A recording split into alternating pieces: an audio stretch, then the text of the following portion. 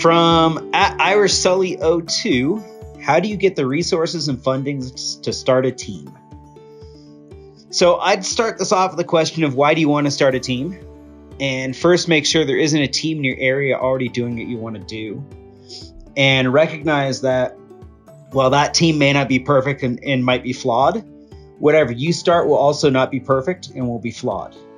So before you put a bunch of work into doing something new, see if it's palatable to join an already existing movement. After that, funding and resources, I would start with whatever your authority having jurisdiction is. If you would respond under a sheriff's office or a fire department or the county, start with the county or whoever it is and see how they can help you.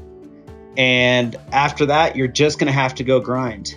It's pretty common in the industry for people to call around and ask for special deals and pro deals and great pricing on stuff if you're trying to get started.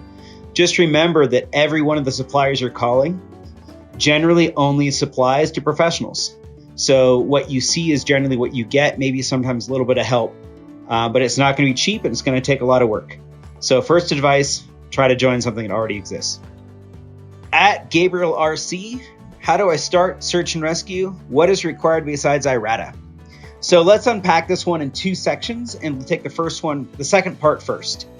IRATA is an international rope access certification and may not be directly applicable to rescue. And in the US, you'd probably can equate that IRATA to SPRAT. So first recognize there's a difference between industrial work and industrial rescue and search and rescue. So how do you get started? Find a team. Spend some time and show up and listen and just learn as much as you can, and then come in and offer whatever skills you have.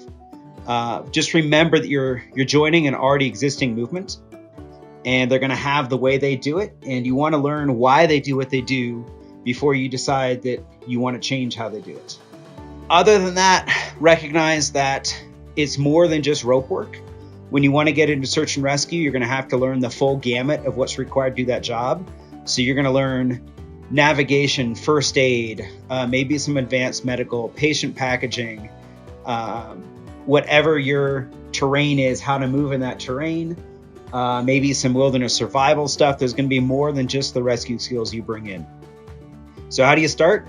Do your research, ask around, find a team you like, plug yourself in. At Mazzacato, what's the best advice you give a new level 2? I'm guessing by level 2 you mean either IRATA or SPRAT. And since I am neither, I used the phone a friend option on this one. I called Kelly Byrne and Art Maciel, both CMC guys who are both really experienced, long-standing, good level 3s. And I got their advice. And without hesitation, they both said the same thing, which is go out and work. Get as many different influences as you can in different industries on different jobs, and learn more than just the skill set in the frame of reference you initially learned. So if you learned from a company that does mostly facade inspection, go to a tower company, go to a company that does bridge inspection, go to a company that does turnarounds, go get different influences, and you'll learn a bunch from that. And the second piece was really get good fundamentals and practice your basics, because you are now the person, or will soon be the person, that other people look up to and emulate. So make sure they're emulating the right stuff. Patrick Orlando, good question, pretty long, so I'm going to read the whole question here. Where do the recommended lengths of tail come from, such as 6 inches for rope knots and 3 inches for webbing? Does this stem from tests that have been performed on tails slipping through knots, or is this simply professional opinion? To expand on that, I understand that the CMC app states that the tail lengths, quote, should be a specific length. What specific length would you consider an absolute minimum? Patrick, great question. When I did the research into CMC, I learned some great things. First, yes, there's some testing. Years ago, John McKentley and Bruce Parker, who've both been school directors over the years, did some testing on figure eights and knot tail length. And they found that about that 6-inch mark proves safe. And I'm going to come back to that why in a second. Webbing knots, we relied on testing from Tom Moyer, who did a lot of cyclic testing on water knots using webbing. And he came up with kind of the 2 to 3 inch range. So we looked at this and recognized that the best thing to do would be tell people always tie good knots, always dress them well, and always set them well before you load them. But that doesn't always happen. So we needed some sort of easily referenced field baseline, and the human hand works really well for that. And generally, the width of the human hand across from the lateral side to the medial side, so thumb to pinky across, is about 3 to 4 inches on most people. And that was a good marker for the webbing anchors and for the webbing knots. And the length from the base of your palm to the tip of your middle finger, depending on who you are, is somewhere around 6 inches plus. So that met the mark against that testing.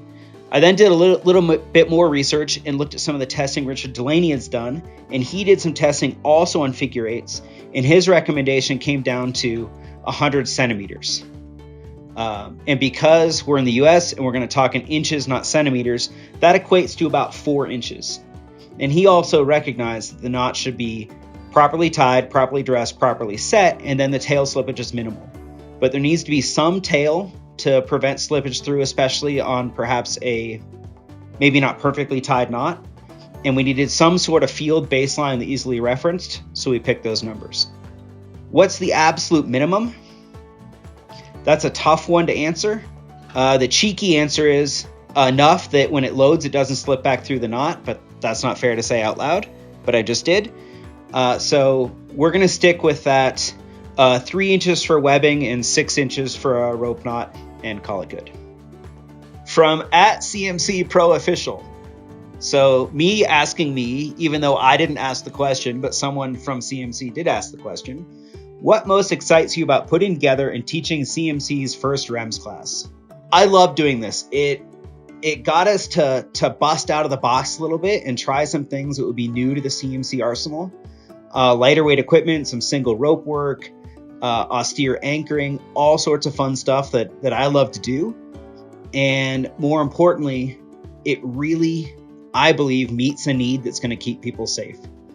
There's a lot of REMS work happening. There's a lot of money being made in REMS.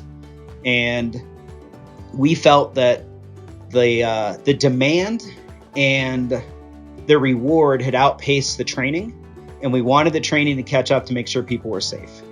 And getting in front of that train, I think is rewarding. I think it serves a good need in the industry, and there's a lot of demand for it.